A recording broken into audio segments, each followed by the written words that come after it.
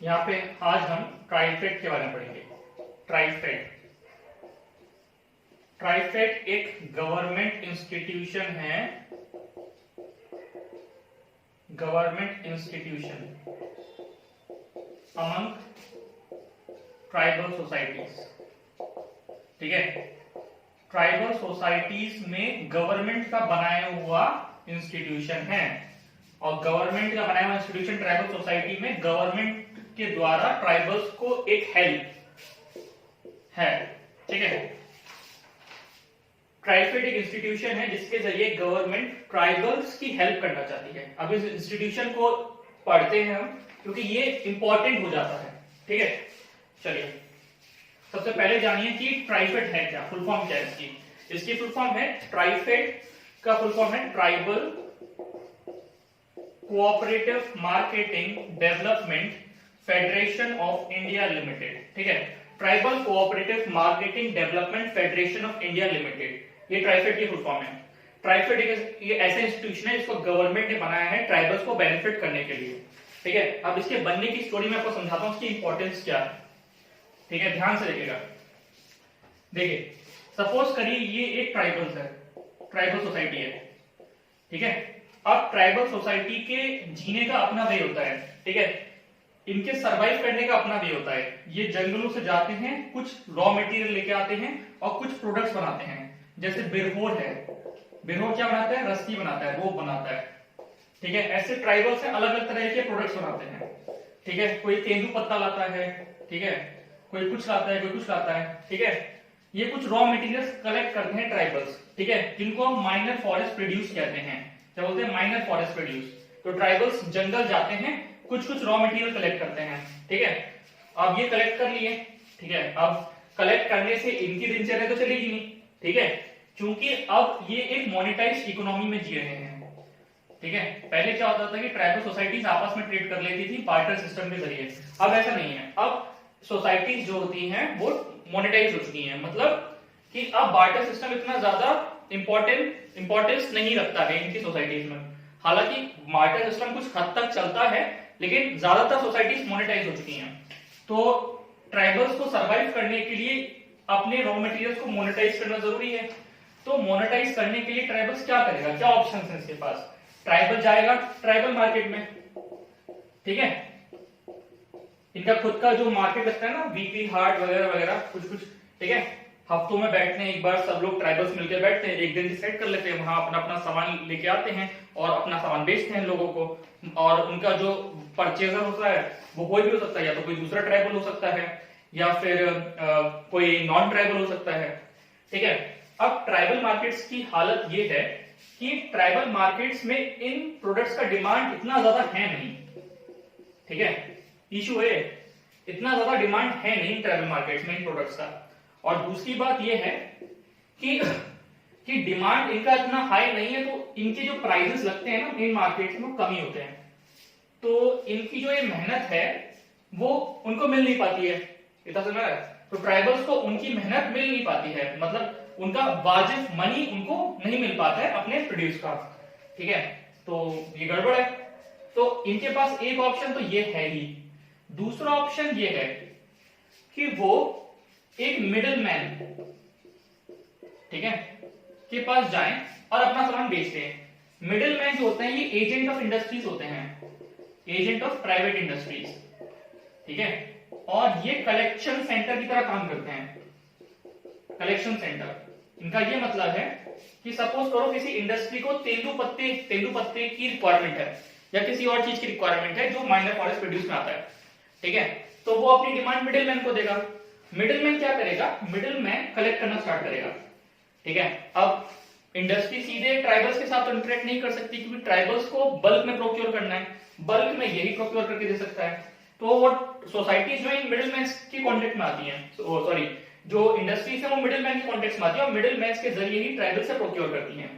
ठीक है, अब फिर क्या करता है मिडिलमैन के पास भी दो रास्ते हैं। मिडिलमैन उसमें प्राइमरी प्रोसेसिंग कर सकता है, या तो अपने स्तर पे कुछ जोड़ के फिर इंडस्ट्री को दे सकता है। ठीक है, प्राइमरी प्रोसेसिंग करके इंडस्ट्री को दे, या तो डायरेक्ट दे सकता है। ठीक है, अब इस प्रोसेस में क्या होता है कि सपोज करो कोई वस्तु है, ठीक है, मिडिल मैन ने वो वस्तु इससे ली, ट्राइबल से ली 50 रुपए में, ठीक है, और यही वस्तु वो आगे पास ऑन करता है 250 रुपए में, ठीक है, इंडस्ट्री को। एग्जाम्पल के तौर पे दे रहा हूँ, 50 रुपए की वस्तु को 250 रुपए में आगे ट्रेड करता है वो मिडिल मैन, और 200 रुपए बेनिफिट कमा लेता है। बात समझ में आ रही है? तो ये बल्क प्रोक्योर है, तो बल्क में प्रॉफिट कमाता है। जो प्रॉफिट नीचे ट्राइबल्स के पास पहुंचना चाहिए था वो ये बीच में ले जाता है। तो एक तरीके का एक्सप्लॉइटेशन हो गया इस मिडिलमैन के द्वारा इनका, ठीक है। इस चीज में ट्राइबल खुश क्यों है? ट्राइबल खुश इसलिए है क्योंकि मार्केट में उसकी कॉस्ट 40 रुपए थी या 30 रुपए थी, हालांकि उसे यहाँ 50 रुपए मिल रहा है। ट्राइबल खुश है यहाँ पे, ठीक है, पर ट्राइबल को नहीं पता कि अगर इंडस्ट्री डायरेक्ट प्रोक्योर करती है तो इसी आइटम का उसको 250 रुपए या 200 रुपए मिल सकता था, 200-250 रुपए मिल सकता था, ठीक है। तो हो तो तरीके, एक तरीके से देखा जाए तो middle man is exploiting tribal, ठीक है, क्योंकि यहाँ पे प्रॉफिट मार्जिन को अपने बढ़ा रहा है। अगर प्रॉफिट मार्जिन को श्रिंक करे और इनको ज्यादा बेनिफिट्स दे, ठीक है, तब तो सिस्टम बढ़िया है, पर सिस्टम ऐसा नहीं है। कैपिटलिज्म इस बात पे वर्क ही नहीं करता। कैपिटलिज्म जो है एक तरीके का पूंजीवाद जो है प्रॉफिट को मैक्सिमाइज कर रहा है। मिडिलमैन भी एक छोटी सी इंडस्ट्री की तरह तो काम कर रहा है, प्रॉफिट अपना निकाल रहा है, और इस प्रॉफिट निकालने के चक्कर में वो जाने अनजाने दोनों तरीके से ट्राइबल्स का एक्सप्लॉइटेशन कर रहा है, और ट्राइबल्स का इसको पता भी नहीं है। वो मेहनत कर रहा है, उस बीच में उसके प्रॉफिट्स भी कम है, प्रॉफिट्स कम है, देखो प्रॉफिट्स कम है, ठीक है, तो इनकी डिमांड, जो इनकी ट्राइबल सोसाइटी की डिमांड है वो भी कम होती है, तो इनकी इकोनॉमिक एक्टिविटीज भी कम होती हैं, ठीक है, क्योंकि पैसा नहीं मिल पा रहा है, जिसकी वजह से ये पॉवर्टी की तरफ बढ़ते हैं। और पॉवर्टी में तो बढ़ते क्या है, ऑलरेडी वो पॉवर्टी में होते हैं, तो उनके जो लिविंग स्टैंडर्ड्स हैं जो खराब हैं वो बहुत मुश्किल से उठ पाते हैं, बिल्कुल उसी स्तर पे रह जाते हैं, क्योंकि उनकी सोसाइटी में पैसा सीप डाउन नहीं कर पाता है। अब गवर्नमेंट को ये सब पता है, तो गवर्नमेंट एक अलग से बॉडी लेके आई, ट्राइफेड।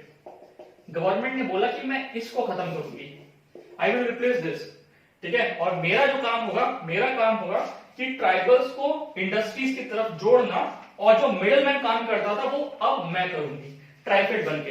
गवर्नमेंट का आइडिया तो बहुत अच्छा था, ठीक है, अगर ट्राइफेड सक्सेसफुल हो जाता तो मैक्सिमम प्रॉफिट ट्राइबल्स को की तरफ पहुंचते, ठीक है, जिससे क्या होता एक्चुअली में, अगर प्रॉफिट ट्राइबल्स की तरफ पहुंचते, ट्राइबल्स की इनकम बढ़ती, ट्राइबल जो है अपनी सोसाइटी में डिमांड कर पाता, ठीक है, अब इकोनॉमिक डिमांड कर पाता, ठीक है, तो क्या होता, तो जो वैल्यू चेन्स है ना, जो गुड्स जो आते हैं सोसाइटी, इनकी सोसाइटी में एंटर करते हैं, पेनिट्रेट करते हैं, जो वैल्यू चेन्स है प्रोडक्ट्स की, वो इनकी सोसाइटी में पेनिट्रेट करती हैं, तो एक तरीके से प्रॉस्पेरिटी आती है, वहां एजुकेशन, लिटरेसी और हेल्थ इंडिकेटर्स ये सब इंप्रूव होते हैं, ठीक है, एक तरीके से इकोनॉमिक प्रॉस्पेरिटी जो है सोसाइटी में प्रॉस्पेरिटी लाती है, ठीक है, आप इसको कितना भी अनदेखा करें पर ये है, ठीक है। ट्राइबल सोसाइटी अगर प्रॉस्परस होना चाहती है तो एक वे, इकोनॉमिक वे जरूर है, ठीक है, इसको समझना पड़ेगा। सरकार ने किया तो ट्राइफेड बनाया, ठीक है, इसको रिप्लेस करने के लिए, मिडिलमैन को रिप्लेस करने के लिए, पर क्या ट्राइफेड सक्सेसफुल हुआ? नहीं हुआ। अगर ट्राइफेड सक्सेसफुल होता तो आज ये हालत नहीं होती।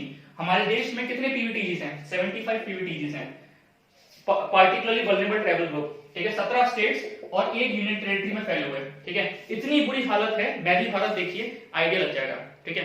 ट्राइफेड और गवर्नमेंट की और जितनी सारी स्कीम्स हैं वो इनको बेनिफिट नहीं दे पा रही हैं, ठीक है। चलो हमारा टॉपिक है ट्राइफेड, इतना क्लियर हो गया, इसको नोट डाउन कर लेना।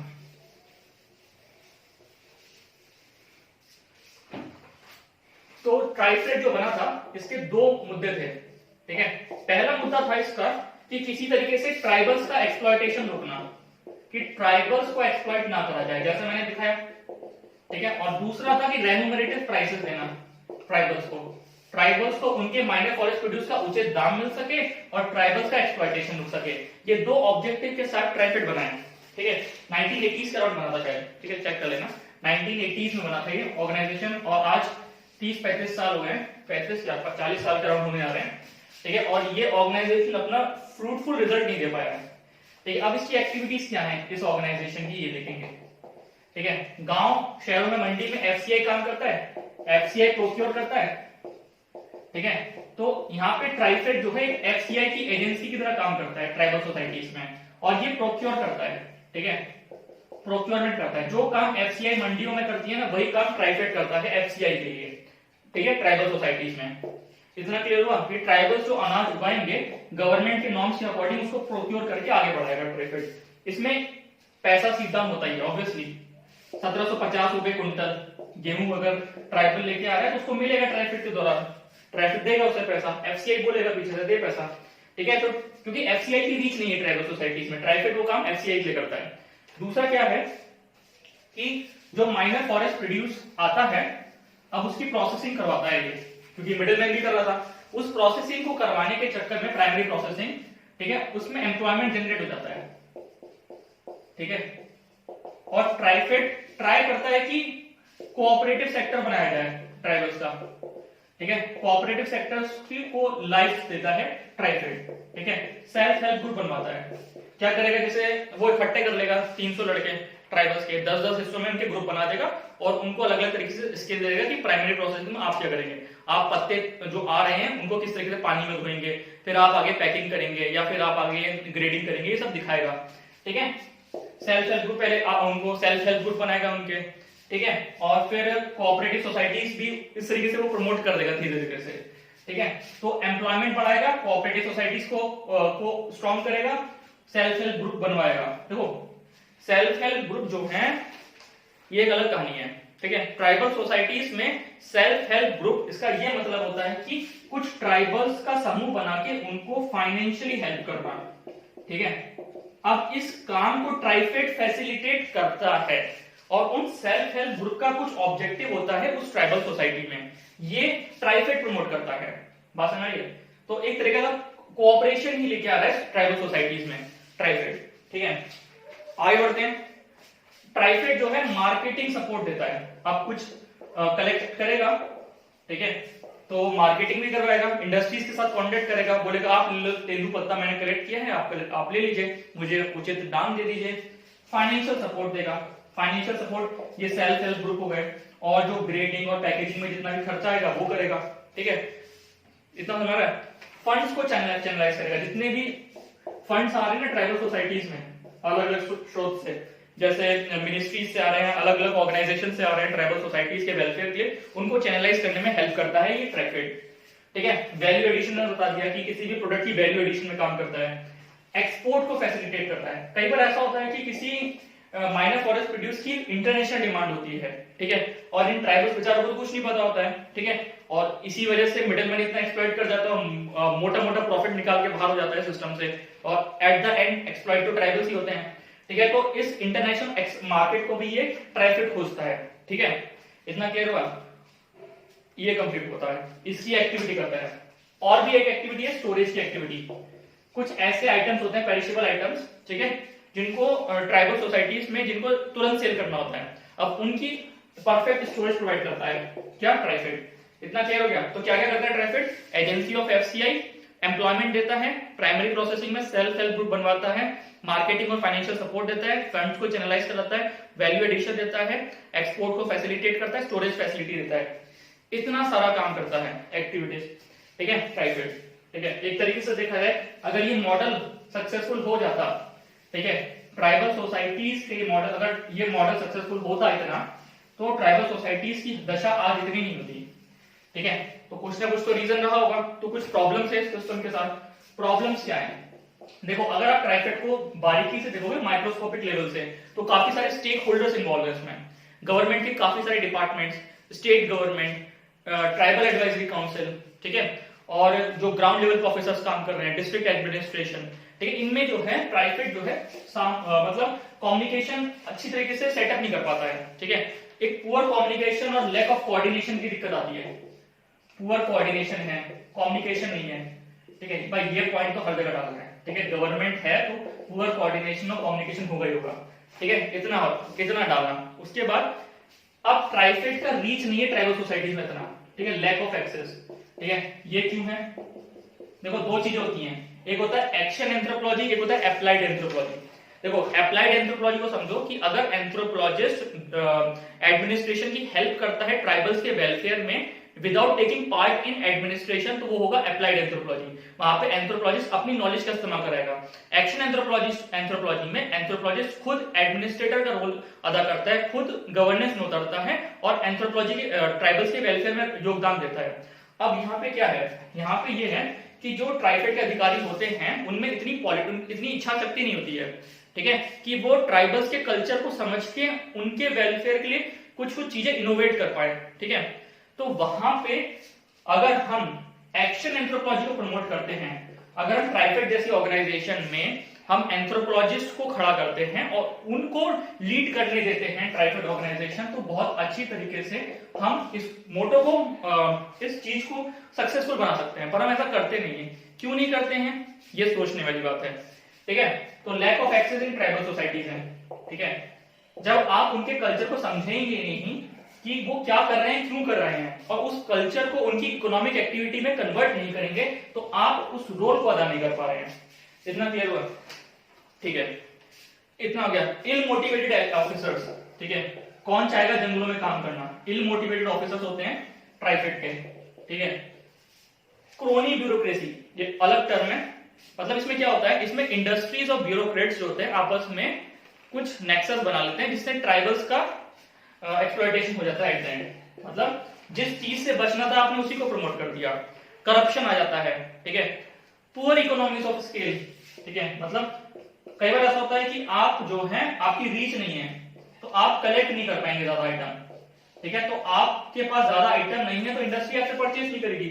इंडस्ट्री थोड़ी बोलेगी 2 किलो मेरे पास कलेक्ट हुए तेंदुपत्ता तो मुझे दे दो, या 2 किलो मेरे पास रस्सी खट्टी ये मुझे दे दो। नहीं, इंडस्ट्री को चाहिए 1000 किलो, 2000 किलो। ठीक है, क्योंकि जो मिडलमैन थे उनके रीच बड़े होते थे। ठीक है, वो गांव जंगलों में अंदर तक घुसे हुए थे। ठीक है, अब ये गवर्नमेंट जो है डरती है। ठीक है, अब ये क्यों डरती है, इसका रीजन मैं बता चुका हूं कि ये जो है इनके कल्चर से डरते हैं। मतलब इनको ज्यादा आइडिया नहीं है कि ट्राइबल सोसाइटी को हैंडल कैसे करना है। ठीक है, इसीलिए मैं बोल रहा हूं कि ट्राइफेड जैसी ऑर्गेनाइजेशन में action anthropology could be useful. ठीक है, इतना क्लियर हुआ? पेरिशेबिलिटी ऑफ आइटम्स, कई आइटम ऐसे होते हैं कि पेरिशेबल होते हैं। ठीक है, अगर आपके पास कोल्ड स्टोरेज नहीं है, ठीक है, तो आपके आइटम्स खराब हो जाएंगे। आपने कलेक्ट तो कर लिए, वहीं सड़ जाएंगे पड़े पड़े पड़े। ठीक है, अब मिडिलमैन क्या करता था, कलेक्ट करता था, तुरंत ट्रांसपोर्ट कर देता था। ठीक है, तो आइटम सड़ते ही थे, जिसमें एट द एंड उस आइटम का वैल्यू ही नहीं लग पाएगी, तो आप ट्राइबल्स को देंगे क्या?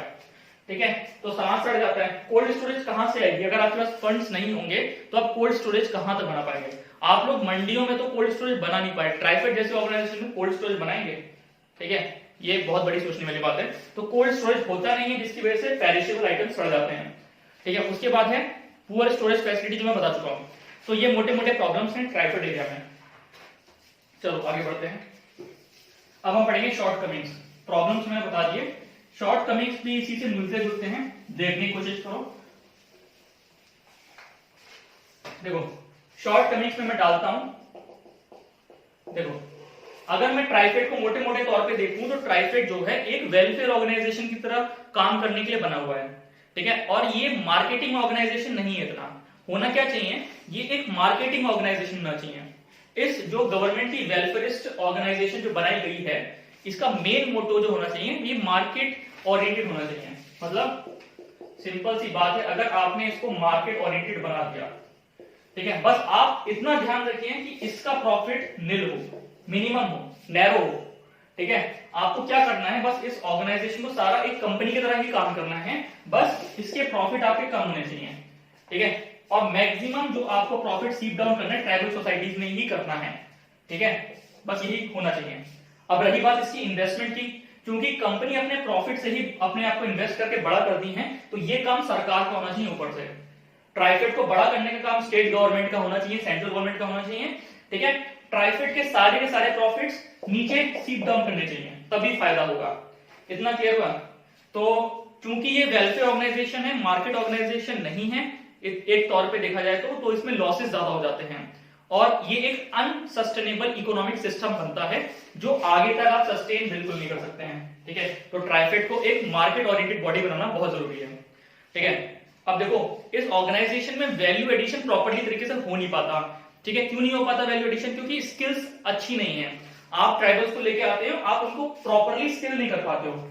अगर आप प्रॉपर्ली स्किल नहीं करोगे तो जो प्रोडक्ट्स को पैकेजिंग करेंगे, ग्रेडिंग करेंगे, उसमें गड़बड़ करेंगे।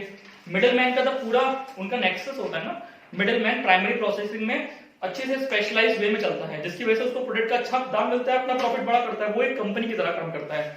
आपको वही चीज यहां उतारनी है। ये मत समझिए कि मिडिलमैन केवल कलेक्ट कर रहा है, मिडिलमैन कलेक्ट नहीं कर रहा है, वो भी बहुत बड़ा काम कर रहा है, पर वो जो है कंपनी की तरह काम कर रहा है, कैपिटलिस्ट ऑर्गेनाइजेशन की तरह काम कर रहा है, जिसका मेन मोटो है प्रॉफिट कमाना। बस में हमको यहाँ पे क्या करना है, वेलफेयर ऑर्गेनाइजेशन की तरह काम तो तुम कर रहे हो, पर मार्केट प्रिंसिपल्स को तुम भूल गए हो। बात समझ आ रही है? ठीक है, तो यही चीज है। तो आपको क्या करना है, अगर आप वैल्यू एडिशन कर रहे हैं तो वो प्रॉपरली आप स्किल करके दें। ठीक है, यहाँ पे क्या होता है, ट्राइफेड में इतना प्रॉफिट तो होता नहीं है, मैंने बता चुका हूँ, गवर्नमेंट का इन्वेस्टमेंट ही ज्यादा नहीं आता है, तो R&D ज्यादा हो नहीं पाता है, तो हमको R&D का वर्क करना है। हम चाहते हैं कि एनजीओ जो है ज्यादा से ज्यादा उतरे और ट्राइफेड को स्ट्रॉन्ग बनाएं। ठीक है, क्योंकि ट्राइफेड अगर सक्सेसफुल होगा तो आगे जाके ट्राइफेड के इंस्टीट्यूशंस सक्सेसफुल होंगे, तो आगे जाके एक्चुअली में ट्राइबल सोसाइटीज में प्रॉस्पेरिटी आएगी। ठीक है, अब जो है स्टोरेज नहीं है इनके पास, मैं बता चुका हूं, पुअर स्टोरेज है, लॉजिस्टिक फैसिलिटीज भी काफी पुअर है, जिसके चक्कर में बहुत लॉस हो जाता है। ठीक है, और फाइनेंस जो है इनको अच्छी तरह से मिल नहीं पाता है, क्योंकि ब्यूरोक्रेट्स घबराते हैं, वो सोचते हैं कि यार क्या लोन दिया जाए ट्राइबल्स को, ट्राइबल को खुद नहीं पता, क्योंकि वो सब्सिस्टेंस वे ऑफ लाइफ जीता है। अगर मैं एक सेल्फ हेल्प ग्रुप बनाता हूं और उसको मैं 50,000 रुपए देता हूं, तो जो ब्यूरोक्रेट इसमें इन्वॉल्व होगा, जो टेक्नोक्रेट इसमें इन्वॉल्व होगा, जो बैंकर इसमें इन्वॉल्व होगा, वो घबराएगा। ठीक है, तो क्योंकि सेल्फ हेल्प ग्रुप की कोई क्रेडिबिलिटी नहीं मिलेगी उसे कि ये लोग तो गया। ठीक है, तो फाइनेंस मिल नहीं पाता है। और रही बात गवर्नमेंट की, गवर्नमेंट फाइनेंसेस की, तो उसमें पॉलिटिकल विल और लैक ऑफ ब्यूरोक्रेटिक विल मुझे लगती है। ठीक है, बात समझ आ रही है? चलिए, ये हुआ फाइनेंस अवेलेबल नहीं हो पाता है, इतना क्लियर हुआ, शॉर्टकमिंग्स हो गए। अब अचीवमेंट्स देख लेते हैं, इतनी बुराई देख ली इसकी, अब अचीवमेंट्स देख लेते हैं।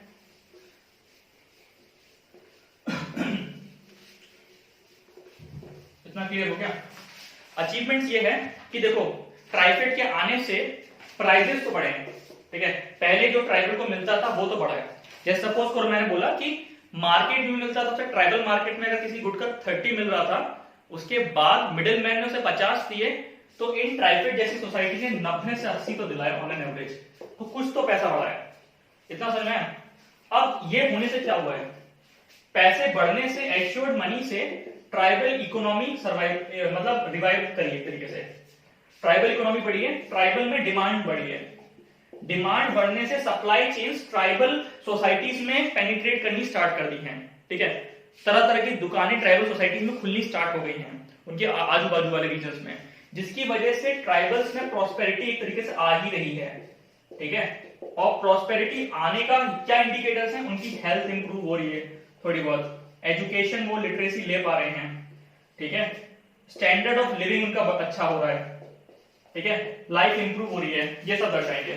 ठीक है, तो ये मोटी मोटी चीजें आप डालेंगे ट्राइफेड में, तो ट्राइफेड में इतना लिखेंगे, 10 से 15 नंबर क्वेश्चन आएगा। इतना बता दिया हूं कि अगर लिख दिए तो फिर अच्छा खासा नंबर मिल जाएगा। चलो कंप्लीट हो गया ट्राइफेड। आगे बढ़ते हैं, ट्राइफेड पढ़ा चुका हूं। अब हम अलग एक एंथ्रोपोलॉजिस्ट कर रहे हैं, एमएन श्रीनिवास का, एमएन श्रीनिवास। ठीक है, सुनिए, एमएन श्रीनिवास का जन्म हुआ था 1916 में, 1916 में। थोड़ा सा इंट्रोडक्शन दे देते हैं। एमएन श्रीनिवास एक इंपॉर्टेंट नाम है। ठीक है, ये भी एनालिटिकल फेस के लिए इंपॉर्टेंट नाम है। इनका पूरा नाम है मैसूर नारा सिंबाचर श्रीनिवास। ठीक है, मैसूर नारा सिंबाचर श्रीनिवास। देखो, एंथ्रोपोलॉजिस्ट का, ये एंथ्रोपोलॉजिस्ट है ना, एंथ्रोपोलॉजिस्ट का अपने सब्जेक्ट के प्रति इतना झुकाव कि अपना नाम ही अपनी केस स्टडी पे रख लिया। इन्होंने काम किया था मैसूर में। ठीक है, इन्होंने अपना नाम में ही मैसूर डाल दिया। ठीक है, कितनी बड़ी बात है। 1916 में पैदा हुए, नाम है मैसूर नारा सिंबाचार श्रीनिवास। ठीक है, ये ग्रेजुएट हैं फिलॉसफी में। ठीक है, he is a philosophy student. ठीक है, देखो जितने भी बड़े एंथ्रोपोलॉजिस्ट हुए हैं ना, ग्रेजुएट तो किसी और चीज में हुए हैं, क्योंकि एंथ्रोपोलॉजी इतना बड़ा डेवलप्ड स्कूल था ही नहीं। धीरे धीरे करके जब वो रियलाइज करे और जब वो ह्यूमन को पढ़ना स्टार्ट करा उन्होंने, तो उनको लगा कि एंथ्रोपोलॉजी का मतलब अपने सब्जेक्ट का इस्तेमाल इस साइंस में बहुत अच्छी तरीके से करा सकता है। तो धीरे धीरे करके अपने सब्जेक्ट से वो एंथ्रोपोलॉजिस्ट बने हैं। तो फिलॉसफी है। ठीक है, फिर बाद में इन्होंने डॉक्टरेट किया है, डॉक्टरेट इन्होंने किया है सोशल एंथ्रोपोलॉजी में। ठीक है, तो सोशल एंथ्रोपोलॉजी में डॉक्टरेट है डॉक्टर एम एन श्रीनिवास। ठीक है, और डॉक्टरेट करने के बाद ये ऑक्सफोर्ड यूनिवर्सिटी में, कितनी बड़ी बात है सोचो, ऑक्सफोर्ड यूनिवर्सिटी में ये लेक्चरर थे, वही सोशल एंथ्रोपोलॉजी के, ठीक है, ऑक्सफोर्ड यूनिवर्सिटी में पढ़ाते थे, ठीक है, इतना क्लियर हुआ। मैसूर नारासिम्हाचार्य 1916 में पैदा हुए, ग्रेजुएट हैं फिलोसॉफी में। श्रीनिवास इनका नाम तो हमें पता ही है, डॉक्टरेट है सोशल एंथ्रोपोलॉजी में और ऑक्सफोर्ड यूनिवर्सिटी में लेक्चरर हैं सोशल एंथ्रोपोलॉजी में, इतना क्लियर हुआ, ठीक है। चलो ये आपका मतलब ये हम डाल सकते हैं, और ये लाइन तो जरूर डालना कि ये कौन से फेज हैं, analytical, constructive phase, formative phase, ये तो डालना जरूरी है, ठीक है। चलिए मैसूर क्यों रखा है नाम अपना, क्योंकि ये केस स्टडी है। चलो फोकस एरिया इनका क्या है, इसको देखते हैं। देखो इनका फोकस एरिया है सोशल चेंज, सोसाइटी में सोशल चेंज कैसे होता है, ठीक है, सोसाइटी में सोशल चेंज कैसे होता है और सोशल मोबिलिटी कैसे होती है। सोशल मोबिलिटी कैसे होती है, सोशल मोबिलिटी पता है कि जैसे सपोज करो ये एक सोसाइटी है, उस सोसाइटी में अलग अलग कास्ट हैं, इस कास्ट में जो सबसे नीचे वाली कास्ट है वो अपने ऊपर वाले कास्ट के कल्चर को इमिटेट करके अपने स्टेटस को बढ़ा करती है, फिर नीचे वाली उसको ऊपर, फिर उसके ऊपर धीरे धीरे करके कास्ट सोशली मोबाइल होती हैं और हायर स्टेटस गेन करने के प्रति बढ़ती हैं। तो ये इनका फोकस एरिया था, ठीक है, ये इन्होंने समझाया है, ठीक है। चलो अब आगे समझाएंगे। इसमें जितना बता रहा हूं एम श्रीनिवास में क्वेश्चन 15 नंबर का बनेगा, तो इतना ही लिखना, नंबर मिल जाएगा, 10 से 12 नंबर मिलेगा, लिख दिया। तो सबसे पहले किताबें, बुक्स, इनकी जो बुक्स हैं, सबसे पहले इन्होंने काम किया मैरिज एंड फैमिली। चूंकि ये सोशल एंथ्रोपोलॉजिस्ट थे तो मैरिज और फैमिली में काम किया इन्होंने मैसूर की सोसाइटी में। मैसूर एक पर्टिकुलर ज्योग्राफिकल रीजन है, वहां पे जो कल्चर है मैरिज और फैमिली का, इस पे काम किया है। चूंकि ये एनालिटिकल फेज के हैं तो विलेज स्टडी इनकी प्रोमिनेंट रही है, ठीक है, इतना क्लियर हुआ। Marriage and family in Mysore पे पहली किताब लिखी है।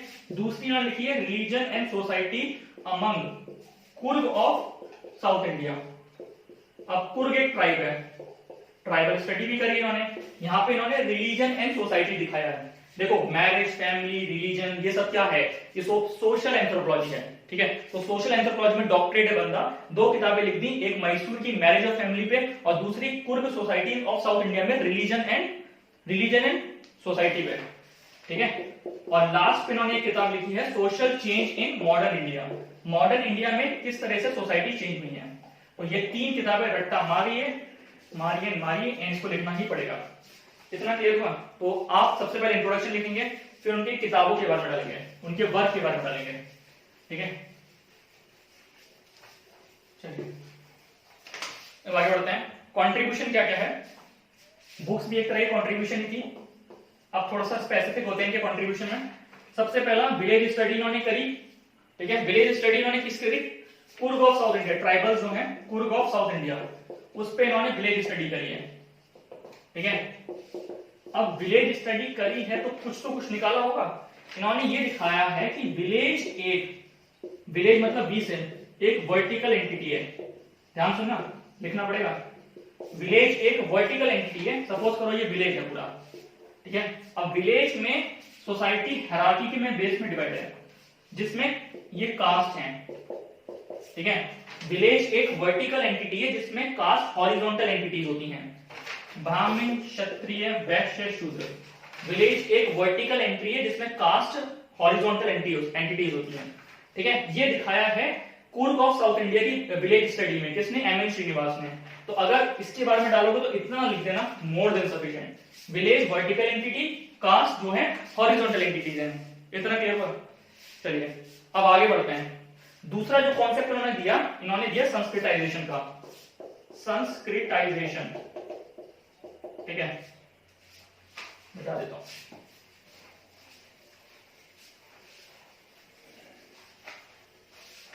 संस्कृताइजेशन में उन्होंने ये बताया कि कोई भी एक सोसाइटी में हमेशा, ठीक है, तो संस्कृताइजेशन से पहले इन्होंने एक कॉन्सेप्ट दिया था ब्राह्मणाइजेशन, ठीक है, वेव डालना। ब्राह्मणाइजेशन देने के बाद उनका जो है एक तरीके से दिमाग खुल गया था। उन्होंने बोला था कि ब्राह्मणाइजेशन नहीं है, जब उन्होंने और स्टडी करी उन्होंने बोला ये संस्कृताइजेशन है। पहले इन्होंने कॉन्सेप्ट इवॉल्व किया था ब्राह्मणाइजेशन, फिर बाद में बोला इन्होंने ये संस्कृताइजेशन होता है, ठीक है। अब देखो क्या इन्होंने दिखाया, ये थोड़ा एक स्पेसिफिक कॉन्सेप्ट है ब्राह्मणाइजेशन, और संस्कृताइजेशन जनरलिस्ट कॉन्सेप्ट है जो हर किसी आइडियोलॉजी पे लग जाता है। यहाँ पे इस सेंस से बताता हूँ, इसमें इन्होंने ये बताया ब्राह्मणाइजेशन में कि कोई भी लोअर कास्ट हमेशा ब्राह्मण कास्ट को इमिटेट करने की कोशिश करती है। कोई भी लोअर कास्ट ब्राह्मण कास्ट को इमिटेट करने की कोशिश करती है, उनके कल्चर को फॉलो करने की कोशिश करती है, उनके वेद वगैरह को इंपॉर्टेंस देती है, उनकी तरह जीवन जीने की कोशिश करती है। जैसा आप देखते हैं ना कि मतलब गमछा थोड़ा गेरुआ रंग पहन लिया, माला लगा ली, ठीक है, वाली रुद्राक्ष की माला, ये सब ब्राह्मणाइजेशन के प्रिंसिपल्स हैं। आप इमिटेट कर रहे हैं। You do not belong to Brahmin, but you belong to a lower caste other than Brahmin, and you are trying to imitate Brahmins. ठीक है, ये था ब्राह्मणाइजेशन जो इन्होंने दिखाया। कहाँ दिखाया? ये इन्होंने इसी सोसाइटी में दिखाया, पूर्व ऑफ साउथ इंडिया में। इतना क्लियर हुआ? अब आगे जब इन्होंने थोड़ा सा फोकस होकर पढ़ा, उन्होंने देखा यार ऐसा नहीं है। कुछ सोसाइटीज ऐसी हैं जहां पे कुछ कास्ट एक पर्टिकुलर कास्ट को इमिटेट कर रही है, जिस कास्ट को उन्होंने डोमिनेंट कास्ट, ठीक है। कुछ कास्ट जैसे लोअर कास्ट डोमिनेंट कास्ट को इमिटेट करती है, उनके जीने के तरीकों को इमिटेट करती है, तो उसको उन्होंने बोला ये है संस्कृताइजेशन। और संस्कृताइजेशन एक ब्रॉड कॉन्सेप्ट के रूप में उभरा, ठीक है। डोमिनेंट कास्ट क्या होता है? डोमिनेंट कास्ट क्या होता है ये समझिए।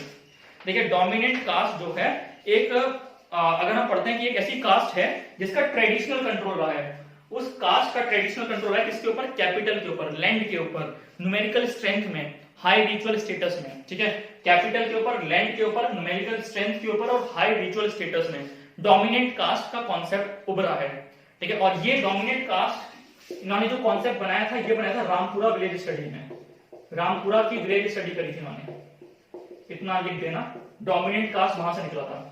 अब देखो ब्राह्मणाइजेशन में कोई भी कास्ट इमिटेट करती है ब्राह्मण कल्चर को, और संस्कृताइजेशन में कोई भी कास्ट इमिटेट करती है डोमिनेंट कास्ट के कल्चर को। अब डोमिनेंट कास्ट कोई भी हो सकता है, वो ब्राह्मण्स भी हो सकते हैं। तो संस्कृताइजेशन एक ब्रॉड कॉन्सेप्ट के रूप में उभरा। इतना क्लियर हुआ? ठीक है, चलिए ये डालना जरूरी है, संस्कृताइजेशन, ब्राह्मणाइजेशन, ठीक है। और उन्होंने क्या समझाया? वो ब्रॉड लेवल पे सोसाइटीज को स्टडी कर रहे थे। उन्होंने एक किताब लिखी है social change in modern India. अब मॉडर्न इंडिया में किस तरह के चेंजेस आए हैं, और उन्होंने पॉइंट नंबर 3 में दिखाया है कि वेस्टर्नाइजेशन होता है, ठीक है। वेस्टर्नाइजेशन को समझाया उन्होंने। देखो ये हमारा ट्रेडिशनल इंडिया है, ये वेस्ट है, वेस्ट है ये। वेस्ट बोले तो अमेरिका से, ब्रिटेन है, स्पेन है, फ्रांस है। वेस्ट के लोग इंडिया में आए, और इंडिया में जब आए तो इंडिया में अपने साथ वहां के कल्चर्स लेके आए, ठीक है, और उन्होंने हमको रूल किया, ठीक है। अब एक तरीके से सोसाइटी जो है पे वो रूल कर रहे हैं, तो सोसाइटी में सबसे प्रोमिनेंट रूप में वो डोमिनेंट कास्ट की तरह बिहेव करेंगे।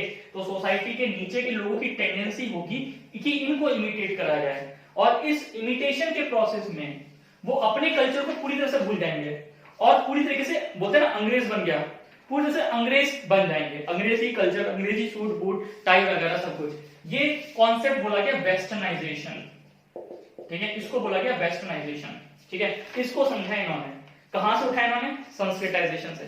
संस्कृताइजेशन में ब्राह्मणाइजेशन से। अब इन्होंने वेस्टर्नाइजेशन उसी रूप में समझा दिया, बहुत इजी वे में। चलिए अब आगे बढ़ते हैं। फिर इन्होंने समझाया अर्बनाइजेशन को। अर्बनाइजेशन क्या होता है? देखो अर्बनाइजेशन क्या है, एक पर्टिकुलर रीजन है, ठीक है। अब इस पर्टिकुलर रीजन में दूर दूर अलग अलग तरह की सोसाइटीज रह रही हैं, ठीक है, और वो अपने कल्चर्स को फॉलो कर रही हैं। बीच में एक इंपॉर्टेंट इंस्टीट्यूशन खड़ा होता है, सपोज करो इंडस्ट्री, या फिर बीच में रूलिंग पार्टी खड़ी हो जाती है। रूलिंग पार्टी मतलब जो पूरी सोसाइटी को रूल कर रही है ओवरऑल, ठीक है, और इसको अर्बन एरिया डिक्लेयर कर देती है, ठीक है। तो यहाँ पे ज्यादा रिसोर्सेज एक तरह से कंसंट्रेट हो जाते हैं, ज्यादा इकोनॉमिक एक्टिविटी, ठीक है, ज्यादा इंडस्ट्रीज, गवर्नमेंट का प्रेजेंस, अलग अलग तरह की चीजें। मतलब यहाँ पे आपको अपॉर्चुनिटीज दिखेंगी, यहाँ पे आपको पुल फैक्टर्स दिखेंगे, और गांव की टेंडेंसी ऐसी होगी नहीं कि वो वहां पे लाइफ को दे पाए, एक अच्छी जिंदगी दे पाए, ठीक है। तो वहां के लोग पुश होंगे यहाँ की तरफ, ठीक है, बात समझ आ रही है? ठीक है। अब ये पुश क्यों हो रहा है? अब ये लोग सोचेंगे ना कि मैं वहां जाके अच्छी जिंदगी जीऊंगा, क्योंकि इनका कल्चर इनके कल्चर से काफी डिफरेंस है। अब देखो ना, अर्बन एरिया रूरल एरिया अलग अलग डिफर है, पूरा डिफरेंस है, ठीक है। अर्बन एरिया के अपने खुद के कल्चर्स बन गए, रूरल एरिया के अपने खुद के नॉर्म्स हैं। तो रूरल एरिया के लोग जो हैं वो इन कल्चर्स को देख के प्रभावित होंगे, तो वो यहां से यहां बढ़ेंगे, और इस प्रोसेस में अपने कल्चर्स में चेंज लाएंगे, ठीक है। और यहाँ की जिंदगी को जिए, इमिटेट करने की कोशिश करेंगे, ठीक है, यहाँ की जिंदगी इमिटेट करेंगे, बात समझ आ रही है। तो इस अर्बन एरिया के कल्चर को जब वो इमिटेट करेंगे, यहां से आएंगे और यहाँ पे रहना स्टार्ट कर देंगे, अर्बन लाइफ जीना स्टार्ट कर देंगे, इस प्रोसेस को बोलते हैं अर्बनाइजेशन। और ये अर्बनाइजेशन होता है वाया माइग्रेशन, और माइग्रेशन के लिए क्या रिस्पॉन्सिबल है, पुश और पुल फैक्टर। इस प्रोसेस को समझा इन्होंने, इतना क्लियर हुआ, ठीक है। अब इंडस्ट्रियलाइजेशन भी इसी प्रोसेस में हुआ, ठीक है। कोई भी एक पर्टिकुलर इंडिविजुअल एरिया है जहां पे कुछ नहीं है, सबसे पहले अगर वहां पे प्रॉस्पेरिटी लानी है बहुत तेजी से, तो गवर्नमेंट वहां पे इंडस्ट्रीज को प्रमोट कर देती हैं, ठीक है। मैं आगे लैंड एलिमिनेशन समझाऊंगा, अगला कौन वही ले लूंगा, छोटा सा टॉपिक है लैंड एलिमिनेशन, ठीक है। वहां दिखाऊंगा कि इंडस्ट्रियलाइजेशन से किस तरीके से लोगों के कल्चर को एलिमिनेट किया है, मतलब लोगों को उनके कल्चर्स को छोड़ने के लिए प्रभावित किया है इंडस्ट्रियलाइजेशन ने, ठीक है। तो इंडस्ट्रियलाइजेशन किसी रूप में समझाया, जैसे इंडस्ट्रीज अर्बन एरिया से बनी तो अर्बनाइजेशन स्ट्रांग हुआ, जिससे माइग्रेशन को करवाया, इतना क्लियर हुआ। तो इन्होंने अपनी किताबों के जरिए क्या क्या समझा दिया, Brahminisation, Sanskritisation, urbanisation, industrialisation, migration, ठीक है, हर तरह का सेशन इन्होंने समझा दिया, वेस्टर्नाइजेशन, इतना क्लियर हुआ। फिर आगे बढ़ते हैं, आगे इन्होंने एक चीज और बताई, वेस्टर्नाइजेशन और मॉडर्नाइजेशन में डिफरेंस क्या है, ठीक है। अब जब वेस्टर्नाइजेशन समझा रहे थे तो बहुत इनका क्रिटिक हुआ। वेस्टर्नाइजेशन इन्होंने क्या बोला था, इन्होंने बोला था कि यहाँ पे वेस्ट की वैल्यूज को इमिटेट कर रहे हैं जो नीचे के लोग हैं। अब नीचे में हर कोई आ गया, नीचे इंडियंस हो गए, क्योंकि वेस्ट के लोगों ने ये बोला कि हम सुप्रीम है, हम तुमको सिविलाइज बनाने आए हैं, तो ये लोग इनको इमिटेट करना स्टार्ट कर दिया। इस प्रोसेस में ये अपना पूरा कल्चर भूल गए, तो इसको तो बोला गया वेस्टर्नाइजेशन, बात समझ आई। लेकिन कई बार ऐसा देखा गया कि कुछ इंडिविजुअल्स ऐसे हुए हैं, ठीक है, जो वेस्टर्नाइज नहीं हुए, जिन्होंने इनके कल्चर को इमिटेट तो किया पर अपने मूलभूत कल्चर को छोड़ा नहीं, अपनी सोसाइटी के कल्चर्स को फॉलो किया, साथ साथ वो वेस्टर्नाइज भी हुए। इस डेफिनेशन को बोलते हैं मॉडर्नाइजेशन, और मॉडर्नाइजेशन एक पॉजिटिव कॉन्सेप्ट है एंथ्रोपोलॉजी और सोशियोलॉजी में, इतना क्लियर हुआ। आपने अपने कल्चर्स को अपने पास रखा है और आपने वेस्ट की वैल्यूज को इमिटेट किया है, इस प्रोसेस को बोला गया मॉडर्नाइजेशन, इतना क्लियर हुआ। चलिए, इन्होंने कॉन्सेप्ट दिया है डोमिनेंट कास्ट का, ठीक है, बता चुका हूं। और डोमिनेंट कास्ट इन्होंने निकाला था कहां से, रामपुरा की स्टडी से, रामपुरा की विलेज स्टडी में डोमिनेंट कास्ट का कॉन्सेप्ट निकाला था, ठीक है, ये हो चुका है, ठीक है। और डोमिनेंट कास्ट किसे बोलते हैं कि एक ऐसी कास्ट जिसके पास ट्रेडिशनल कंट्रोल हो, कैपिटल का, लैंड का, न्यूमेरिकल स्ट्रेंथ का और हाई रिचुअल स्टेटस का। सेकुलराइजेशन का कॉन्सेप्ट समझाने वाले एम एन श्रीनिवास जी थे। देखो, एम एन श्रीनिवास का यह कहना था कि अगर ब्रिटिशर्स इंडिया में नहीं आते तो हो सकता है आज का मॉडर्न इंडिया हमारा सेकुलर नहीं होता, हो सकता है आज हम पूरी तरीके से हिंदुआइज सोसाइटी हो सकते थे, ठीक है, हो सकता था कि हमारा हिंदू स्टेट रिलीजन हो सकता था। अगर सेकुलरिज्म को सही मायने में इंडिया में लाए हैं तो ब्रिटिशर्स लाए हैं, इसको इसके प्रोपोनेंट थे M N Srinivas. M N Srinivas का यह बोलना था कि British help to make India have strong hold in secularism, ठीक है। इन्होंने बोला था कि ब्रिटिशर्स ने मदद करी है इंडिया की सेकुलरिज्म में एंटर करने की। देखो सेकुलरिज्म जो है एंथ्रोपोलॉजिकल व्यू में कल्चरल रिलेटिविज्म के इक्विवेलेंट है, जो मैं समझाया था, कल्चरल रिलेटिविज्म के इक्विवेलेंट है। सेकुलरिज्म जो है समाज में टॉलरेंस लेके आता है, ठीक है, टॉलरेंस आएगी तो कन्फ्लिक्ट कम होंगे, ठीक है, सोशल हार्मनी आएगी, सोशल हार्मनी आएगी तो प्रॉस्पेरिटी बनेगी, और इस सब प्रोसेस में गवर्नमेंट को मदद मिल जाएगी इकोनॉमिक और सोशल डेवलपमेंट करने के लिए, ठीक है।